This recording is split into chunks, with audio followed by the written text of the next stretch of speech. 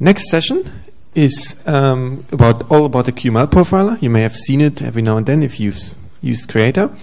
And Ulf is here, and he's going to tell you all about it. Maybe the things you haven't seen it so far yet. I've been working on the QML profiler for the last year or so. I've been fixing a lot of bugs and adding some new features, and also I've optimized it quite a bit because it was relatively slow before. And I'm going to tell you how to use it, and I give some real-world examples from my own experience optimizing the profiler to show you how to approach those things. I know it's fairly simple similar to the previous talk. However, luckily I'll fill in the gaps the previous talk left by talking about all the things that Thomas said, okay, you should do these before using API trace and stuff like that. So I'll actually focus on the QML and JavaScript side, on the stuff that happens on the CPU, and give you some hands-on examples and show you how to optimize those things. Yeah, so first I'm going to talk about why we actually need a specialized profiler for QQuick. Who of you have been to the last talk? I'll keep that short. Then I'll show you the different parts of the QML profiler. I'll also keep that fairly short because Thomas has done a good job on that too. Then I'll explain some typical problems I've encountered. Those are not the same that Thomas has encountered, so that will be fairly interesting. And then I'll show you some live examples on how to deal with those problems and how I've dealt with them. And yeah, in the end, I'll also give you an introduction to new features I've implemented in the QML profiler for version 3.3. Yes. So let's start with the reasons for using a specialized profiler.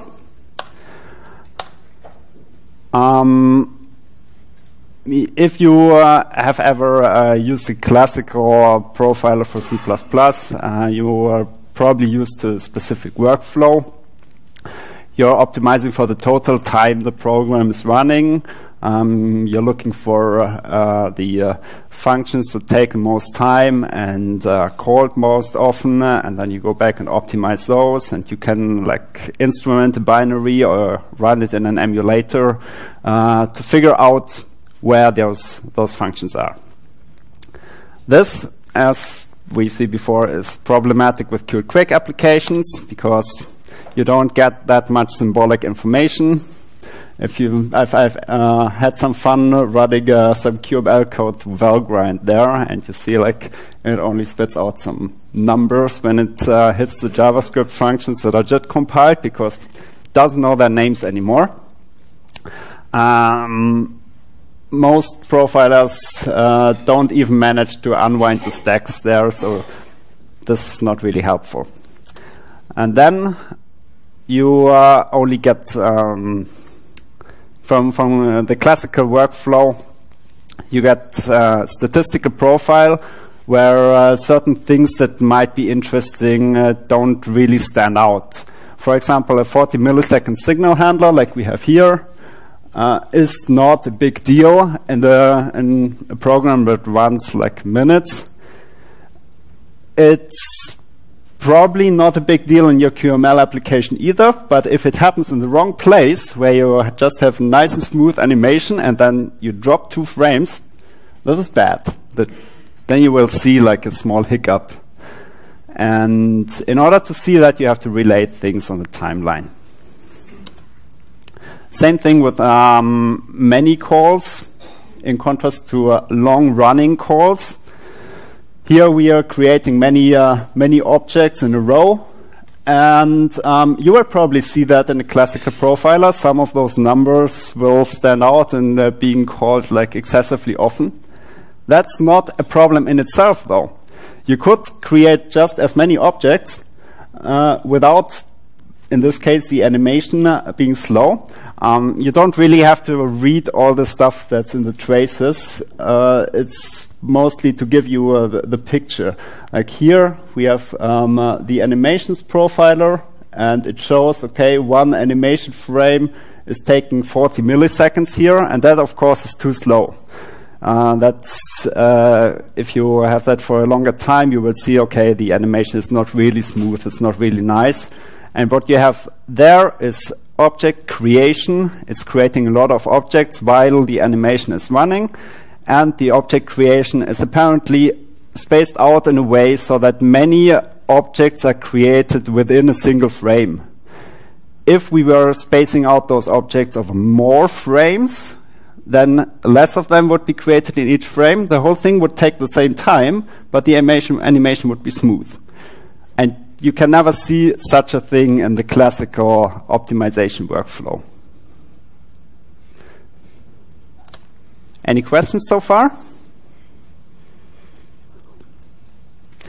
Okay, now I'm going to talk about the QML profiler and its various parts, and introduce you a bit on what each does.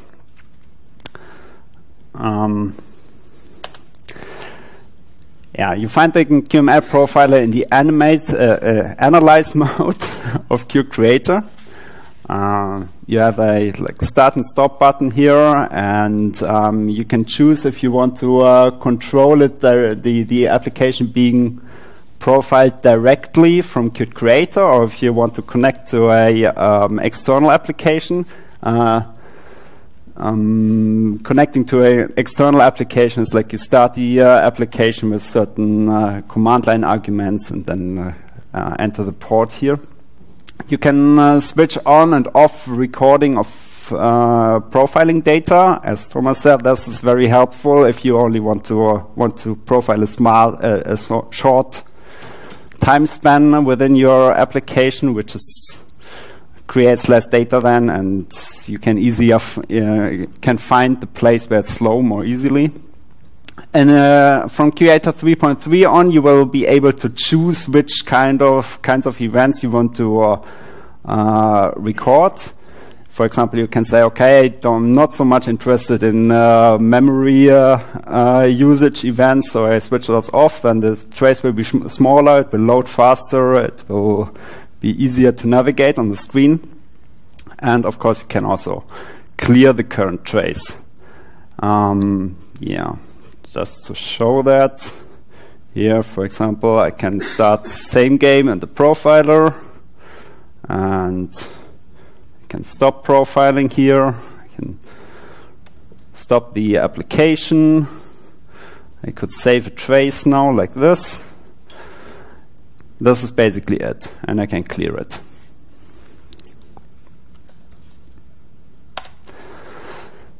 Yeah, the different parts of the timeline view. The PixMap cache. This is the topmost part. This is part of the commercial offering, along with the scene graph and the memory usage. You get that with the professional and the enterprise licenses. The PixMap cache shows you when pictures are loaded and how long they take to load. It's pretty obvious, and it has one line where it shows you the total amount of pixels loaded. The scene graph category shows you what's going on in the scene graph, the different rendering and GUI stages.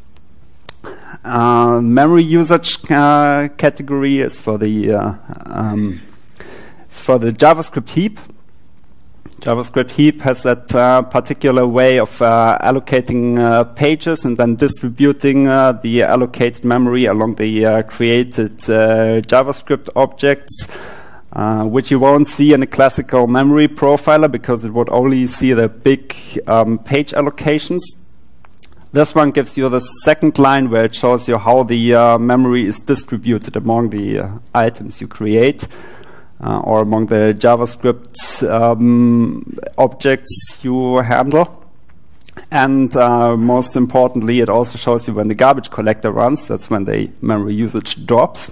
And you'll see that this involves quite a bit of runtime, actually. The JavaScript functions that's running at that point is taking a long time. Then we have the animations category, where it shows you when the animations run and how long those take, and the various JavaScript and QML categories. Yes, so let's demonstrate that again. I have SameGame again here. Let it do something. Stop profiling. And yeah, you see it loads a lot of pictures here in the beginning. And this is already the new scene graph profiler, where you see the different scene graphs event in different lines. You can also divide that up by categories. So this is a GUID wet sync that Thomas was talking about before. And memory usage. Let's see if we can find a garbage collector one. Yeah, there's one. Here, this you can see there's all that takes how long? Okay, doesn't say. About 20 milliseconds here, and you can be fairly sure if you look at this thing that this is mostly the garbage collector doing it, because there's a big break in everything else here. Yes.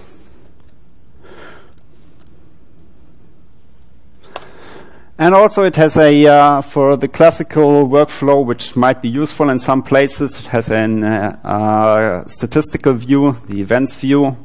Sometimes that might be useful too.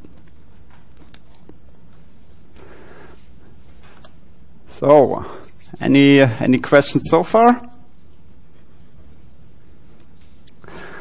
Okay, I give some examples for typical problems you might want to approach with the QML profiler. I'm not going to dive into the ways of dealing with those if the QML profiler is not enough. I just assume you all know what valgrind and friends are, and various ways of profiling C++ code. So that might happen if you run into a place where the QML profiler just shows you a big blob or nothing at all. Then it might be your C++ code that's slow. I'll be focusing on three fairly distinct things that have occurred fairly often in my work. So the first one is you just run too much JavaScript in a frame. We've seen an example of that before with the object creation. That's just a lot of JavaScript running, and all the JavaScript has to be returned before the next frame can be generated. And the longer that takes, the slower the frame rate is. So you get an unresponsive, stuttering UI if you do that too often. The second one is often I've seen that people are creating invisible items or keeping them up to date and rendering text into them and stuff like that. This is basically a special case of too much JavaScript, because to keep those items up to date, JavaScript is running in some handlers or bindings, and you don't really want that.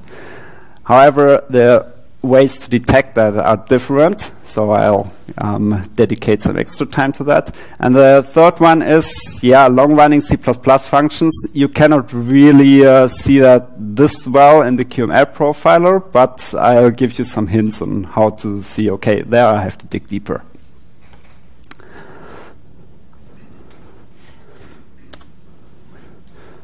So this is another example of too much JavaScript.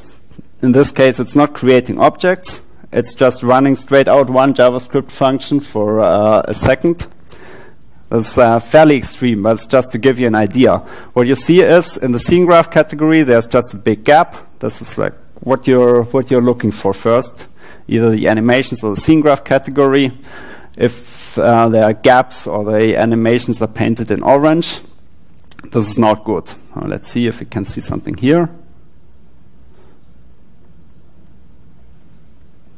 Yeah, you see here there's a big gap in the animations category and also in the scene graph category. So in this time frame, which is about a second or so, 200 milliseconds, pretty long already. Nothing is done on the screen.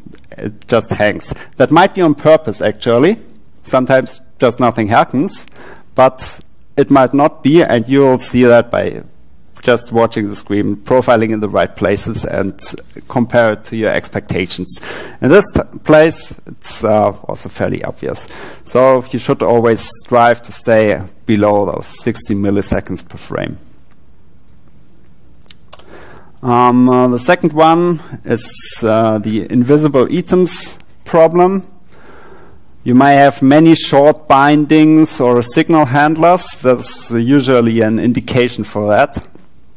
And you can actually, as an additional tool, use the overdraw visualization, which also Thomas has talked about already, to see which items are outside the screen. So in this example, obviously the screen ends here, and there's a lot of stuff that's drawn outside the screen, which is probably kept up to date, and which takes time, that doesn't really do anything because no one ever sees it.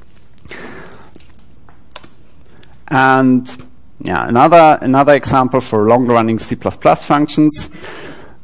This is just obviously the frame rate is low. It says 9 frames per second and 110 milliseconds for this one animation blob here.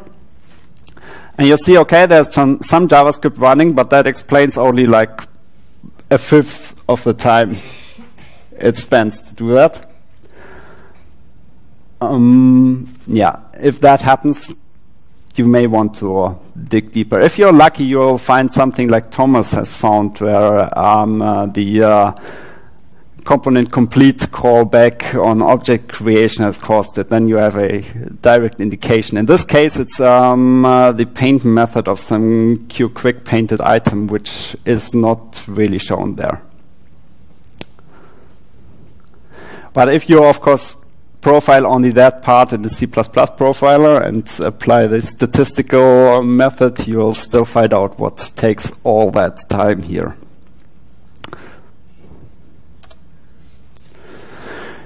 Yes, so I'm gonna give you some live examples of how I've solved various problems.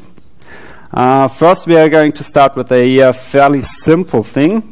The SameGame glitch that I've not shown you yet, but I'll show you in a minute.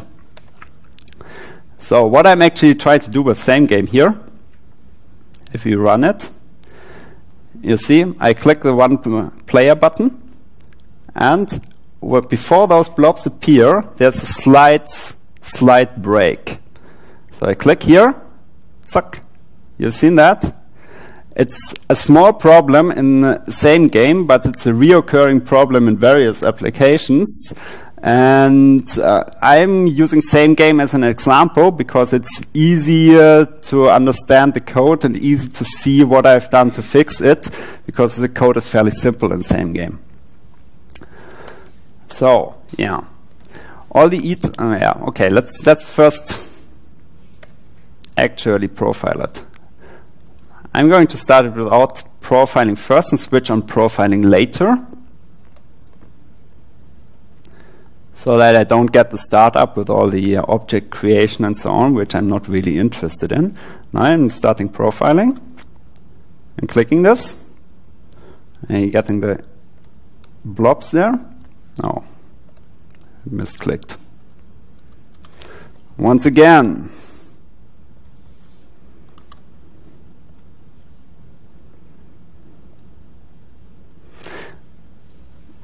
There we go.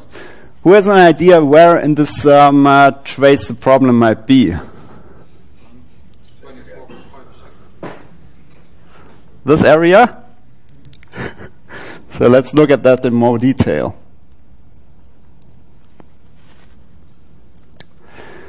Indeed, we have a big gap here where nothing is happening.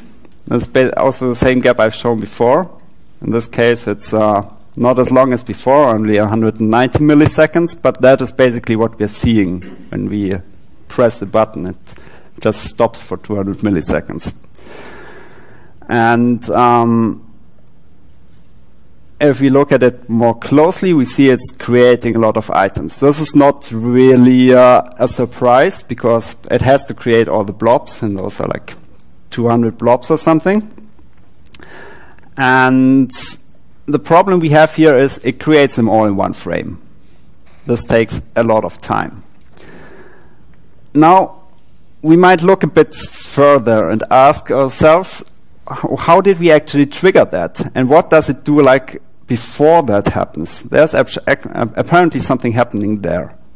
So if we go to the start of that and look what's happening here, we see, okay, the onClicked handler is actually taking place way before all those objects are created.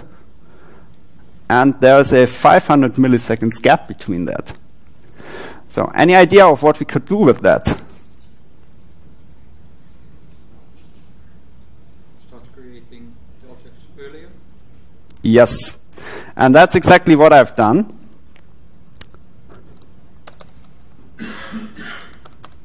Let's check out the fixed version.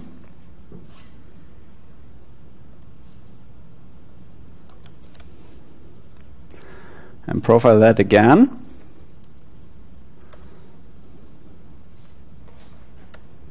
See? Smooth. Okay. But I forgot to switch on profiling.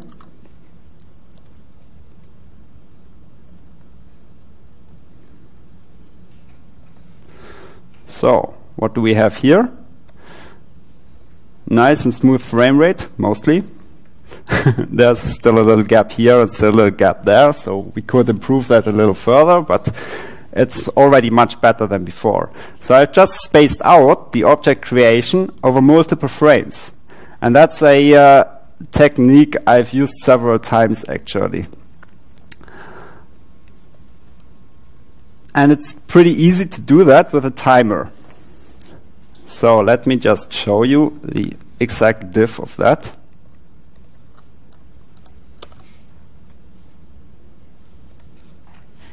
Can everybody read that? So this is the diff of SameGame, which I've done to fix that problem. First, this is the function that actually creates the board, which took that long time before.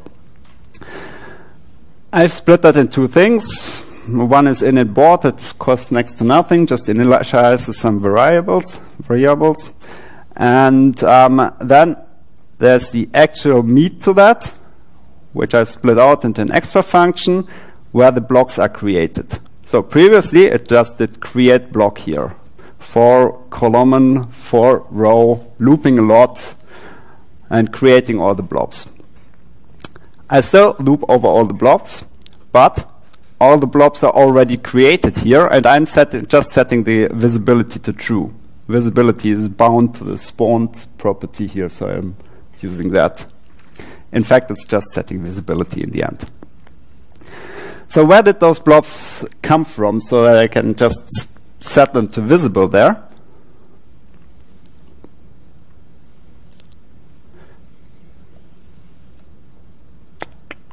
So previously, in the old version, that was slow. It had this timer that got triggered when you clicked start new game, or one player in that case, and it waited for that menu delay, and after that it called that function that I just showed you, which was one function back then, and just created everything. And that menu delay is 500 milliseconds. So I've slightly changed that. It's really not a lot of code I've changed. So instead of starting that timer, I'm just calling the init board function right away, and then starting a different timer, block creator, this one, which runs multiple times and has a smaller interval and only creates a few blocks on each one. I have some logic here which tells me how many blocks it should create on each run. But that's basically all it does. And you can probably apply that technique in a lot of places. Yeah, so to reiterate, all those items got created from only one JavaScript function call, which of course is slow. In the previous one it took only 100 milliseconds, but here it already takes almost 200. Leads to about 7 dropped frames or even more. And we have plenty of unused CPU time before that. So what we can do, we can create all the items as invisible and the spare time we have, and later only set them visible, because setting an item visible is usually much cheaper than creating it from scratch. Yeah? Is there a way to create an asynchronous creation for the items? Because the item is supposed to support asynchronous loading, so is it not a solution to solve that too?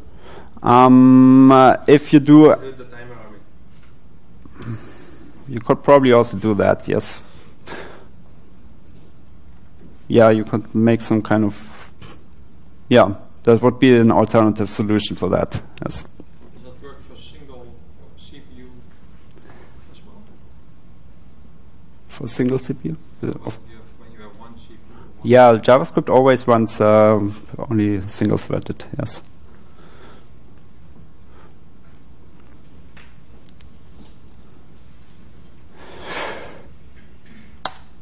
So, now I'm actually going to profile QCreator in QCreator. That may be a bit confusing, so I have some conventions for you.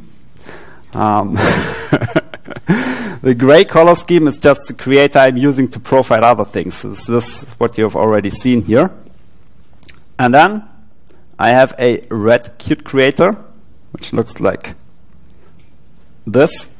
This is old and buggy, and I'm using it as a bad example.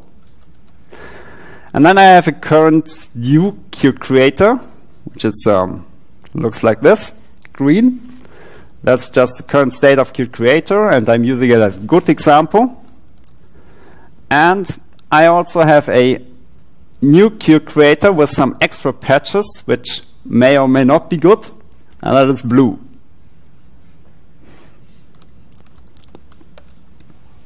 Okay? And I'll be loading some trace files into those red, green, and blue QCreators. Please ignore that, because it's just to make the QML profiler do something.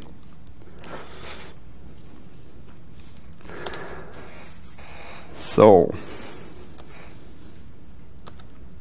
I'm going to skip this example. Next example is about painting outside of the viewport. So if we look at the old QCreator,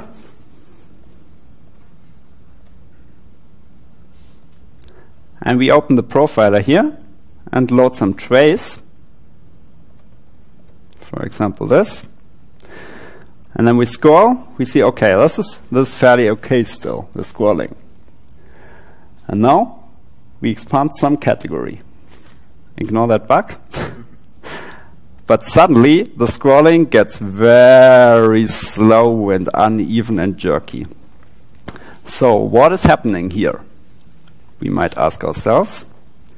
So what did we do? We profile it.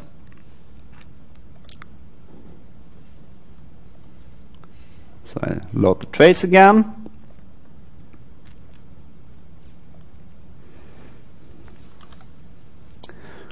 Let's start profiling this. So this is still fine. And now we expand that category and it gets slow. That should be enough.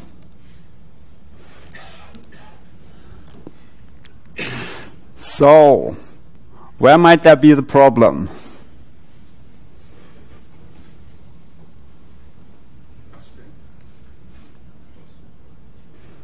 I guess it's around here, because that's the place where I was scrolling, right?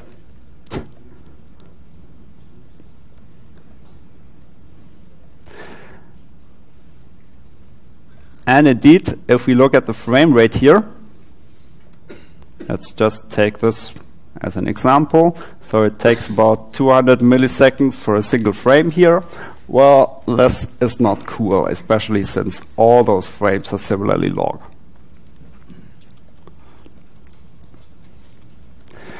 What's it doing? The predominant thing I see here is this signal handler. This is 77 of those 200 milliseconds. And then there's some smaller stuff, and probably it's, yeah, let's stick to those 77 milliseconds. Those are already quite a lot. So what is this? This is TimeMax QML here. I tell you what TimeMax QML does. TimeMax QML draws the background, this coordinate system you see here. And in order to do that,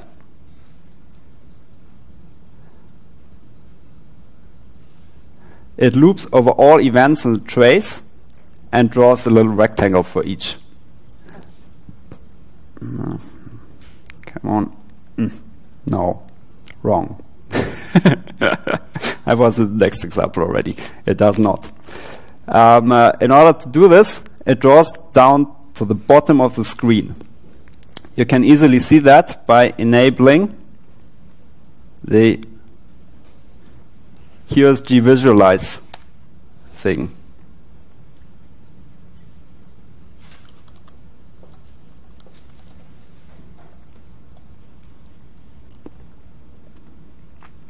So you see, okay, this is still normal. Load the trace.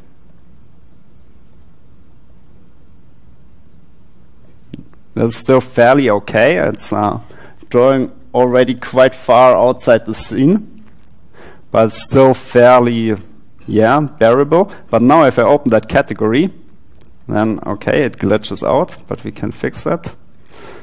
Then we see, okay, it's drawing so far down that we cannot even see the end anymore. So this is apparently a problem. How can we fix that?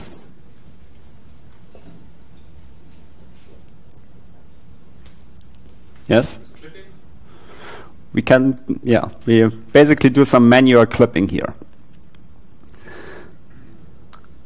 We just limit the drawing. This is imperatively drawn. It's maybe not so cool in the first place, but we can significantly improve that by limiting the imperative drawing of that coordinate system to the area that's actually visible, and not drawing it all the way down through all the categories to the bottom of the screen.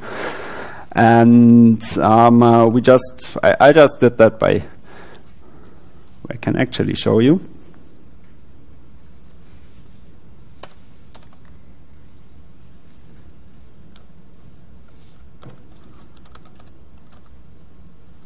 I can't.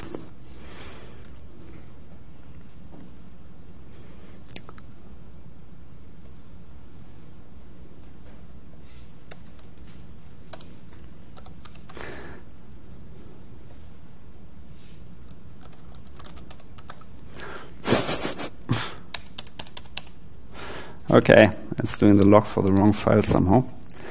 Well, basically what I'm doing, yeah, most of those time marks are invisible most of the time, and I paint only the visible part of the coordinate system. I set the content height, that's a flickable item around that. Set the content height of the flickable directly, don't have it calculated from its contents, and I have a painted area sliding inside the content height, so it like always happens to be at the right place, and that reduces the painting time to from 1 to 2 milliseconds. So we can also show that.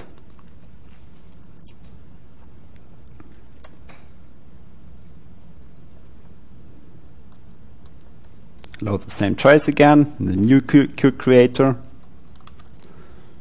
Start profiling. Open a couple categories here. And yeah, nice and smooth.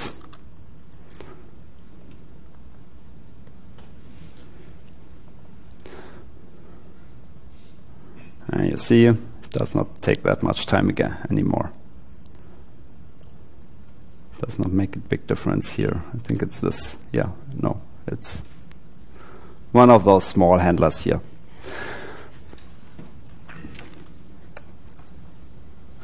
Of course, this is would be also a nice candidate for making it properly declarative by using a list view or something. But for now, this is fast enough. So, yes. And the next example is about expensive C++. Part of the timeline is actually rendered in C++. This is the actual blobs you see here is again a canvas that I'm actually painting on in C++. Also procedurally painted, but this is because there can be like 10,000s of those little blobs here, and it's not trivial how to do that in QML without blowing it up. You don't want to create so many scene graph nodes in a single screen. So I did it procedurally. I inherited that code, and I kept it and optimized it a bit. But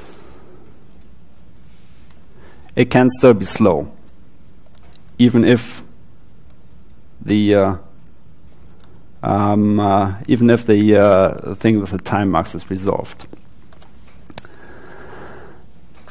And a lot of that has to do again with the painting things outside of the screen. We can again visualize that.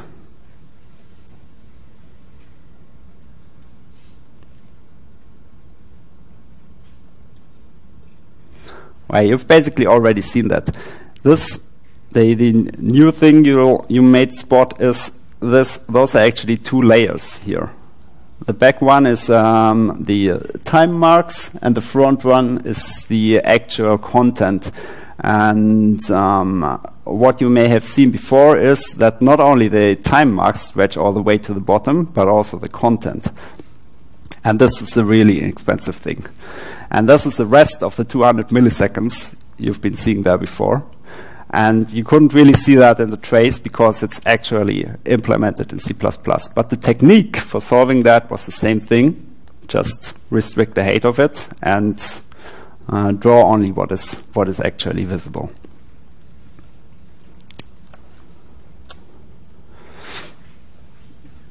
So, any questions so far? We have seen just before in the overview, in the visualize overdraw, was it I mean, there was nothing outside the cube, was it? No, this was before I opened the categories. I can open the categories again and then you can see. So, if I load a trace here again,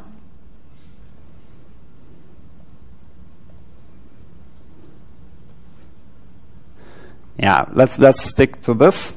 Now about half of it is outside the screen, as you can see, but it doesn't have only one layer. It has 2 or 3 layers here. I'm not sure why it's actually 3. There should be only 2. But yeah, maybe it counts the flickable as an extra layer, which would then like reduce itself to the height of its contents. But the front layer of that, the frontmost layer, is the QQuick painted item I'm using for drawing the actual content of the scene, and that is equally as large as the background. And that is the second problem.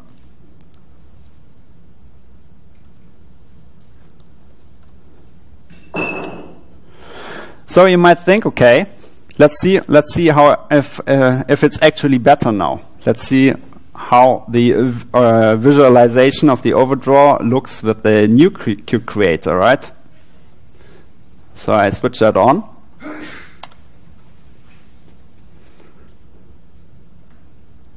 and I run the new QCreator, and I load some trays. And yeah, the orange part and the green part and the red part here look actually fine. But there's still something here, right? There's still something there that stretches all the way to the bottom.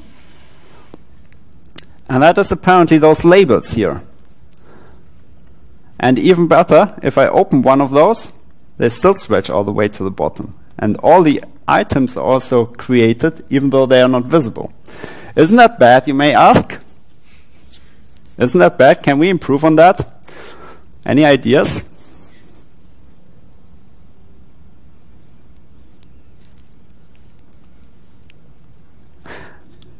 Making invisible? That would be one technique, yes, but the canonical technique for that, a list view, yes. The canonical technique for avoiding that problem is using a list view, which creates and destroys the objects on demand as you scroll it. Yeah, actually, what the effect of that is, if you open a large category here, JavaScript should be large, you see, okay, it takes a bit. It takes a while until it opens. There's like a split second before it actually shows.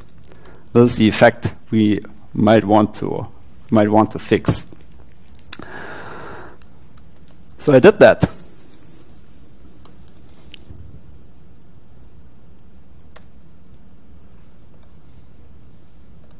With the labels built, I've actually changed it into a list view.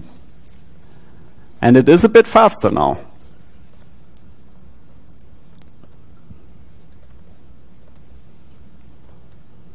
So let's open the JavaScript category again. And see, it's faster. It doesn't have that delay anymore. Not so much anyway. However, if we look at the profile, let's compare the profiles between this one and the other one. And see if we can see something.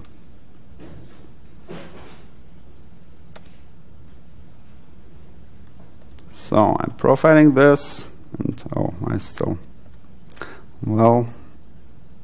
I should profile without the visualization. So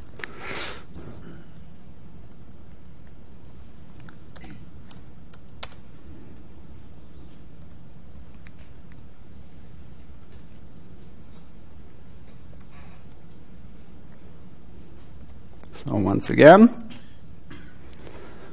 start it. Load the trace.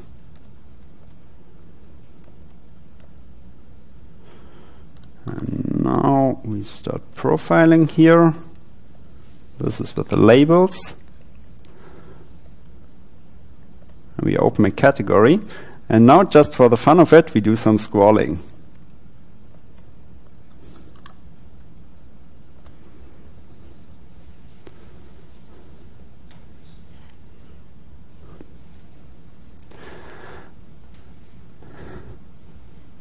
So what do you see here?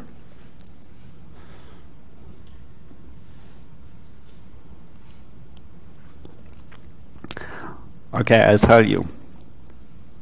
This area here is quite crowded, right? There's a lot happening there. And this place might be the one where I've actually opened the... No, this is just a... Oh, this is actually a nice place to show. You know what's happening here? Yes, this is a garbage collector. The garbage collector is making this object creation take 128 milliseconds, which normally takes what? Some very small time, 1.4 something milliseconds. And this is a very, very nice thing to see. If you see such things, then you know, okay, you should try to use less memory or reuse items you have already used, or somehow delay the garbage collector to a different place, if that's a bad place where it's running. But yes, this is only one effect of the list view actually, because the list view creates and destroys items, and so it invokes the garbage collector more often because it reserves memory and returns memory, and this is one of those places. If you create all the items in one go, you don't have that problem because it never returns memory, only if you destroy the whole thing again. This is not what I'm looking for actually, though. What I'm looking for is this place. There's just a lot of signals being handled and a lot of bindings being updated just for scrolling. So this is pretty crowded. If you compare that, this is obviously the place where I'm scrolling because it's dynamically creating new buttons here. If you compare that to the thing with the repeater, let's profile that.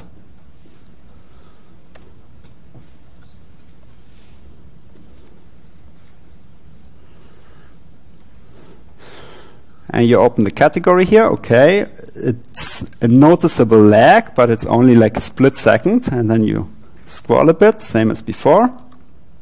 And I forgot to switch it on. So, once again, scroll a bit.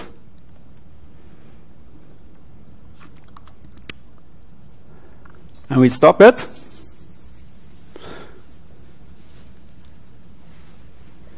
And it still looks crowded. But you see there's no object creation going on here. This is much less stuff happening. All the time it has actually not created a single object, and so it never runs the garbage collector, and it's much easier to keep that under control. So I've opted to not do that, because during the scrolling it's already doing a lot of other stuff, and I don't want to do more stuff. Then I rather have a slightly longer time when opening a category. Yeah, so the labels are actually rarely updated. It's easy to keep them around once they're created. But if you do on-demand removal and creation while scrolling, that is like a tight place in the code, and you don't want to have have more code there. Even though it's not really a problem yet, it's noticeably more that's happening there, and it might be a problem soon. So it's probably not worth it in this case. Any questions?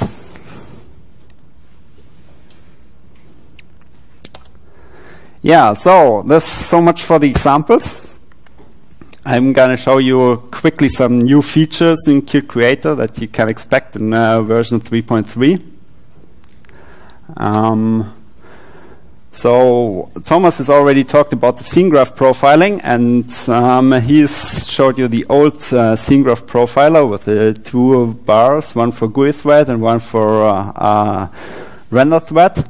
I've significantly improved on that, so you can get all those timings that were in the window now as separate events in the scene graph profiler. And you can really see when those happen and how they relate to other things. And I think it's really much better than before. So, for example, here, we've seen that quite a lot actually before. If we zoom in a bit, you have like Polish here, and you have the sync phase of the GUI thread, and the purple stuff is always the render thread. The render phase of the render thread, and then you have a sync phase and a swap phase, and you can see them all as separate entities here. And then, as we've already seen, JavaScript Heap Profiler. So again, a nice picture of a garbage collector run. This was already in Creator 3.2, but it's only usable with Qt 5.4. So yeah, use Qt 5.4, then you get memory usage events, and you see where memory is spent. Just to reiterate on that, this upper category is like page allocations. When it runs out of memory, it has to allocate new pages, and that's what you see in the upper red category. Lower category is how those pages are distributed to the various items and to the JavaScript code.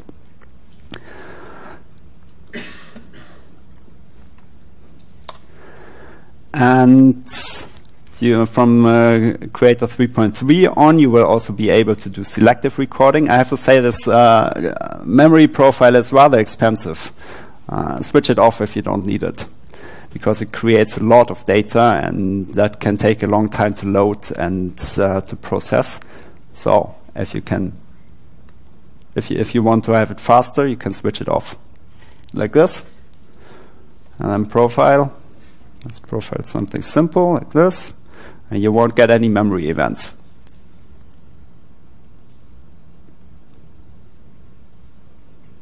Okay, I didn't switch it on.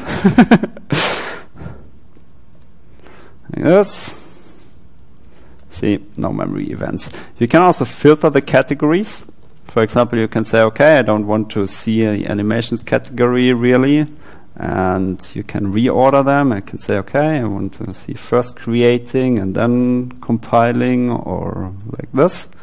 This is also new. Yes, and you can resize the rows in the timeline. There are some things where that makes sense. For example, in the Pixmap cache profiler, you have that total amount of pixels loaded. So you can do like this, and you see how many those are. You get those little numbers here telling you.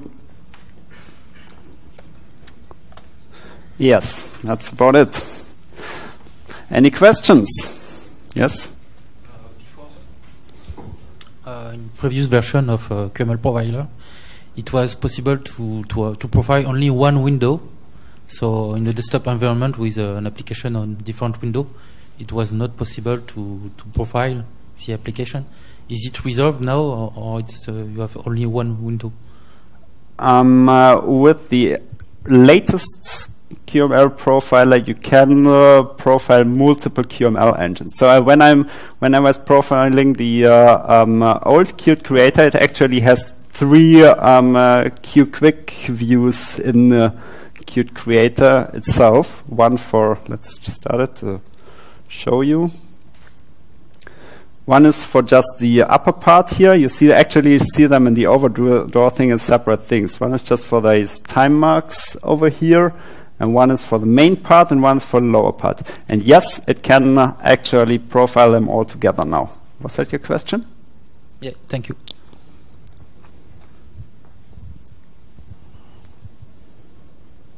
There's one caveat to that. If you have multiple QQuick views and they use a scene graph profiler, it might not show really accurate information before Qt 5.5, I think. I fixed that recently because the multiple render threads will get mixed up, and the data will not really be correct. Did you contribute your performance improvement on SameGame? Not yet, no. It has some drawbacks which I didn't show.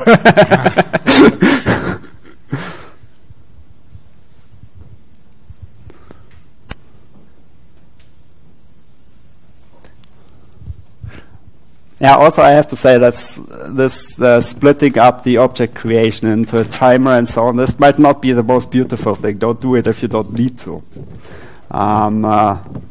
This is like increases the code size and introduces additional complexity. Really measure your code and only profile where it's necessary. Only optimize where it's necessary.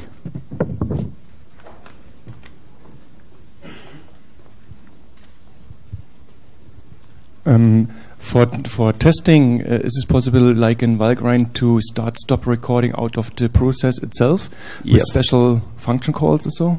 Yes, there's JavaScript function call, which is console profile and console profiler, and they can actually remote control the profiler from the application. So with special testing code lines, I can trigger on and off recording? Yes. Okay, if that's it, thank you very much, Ulf.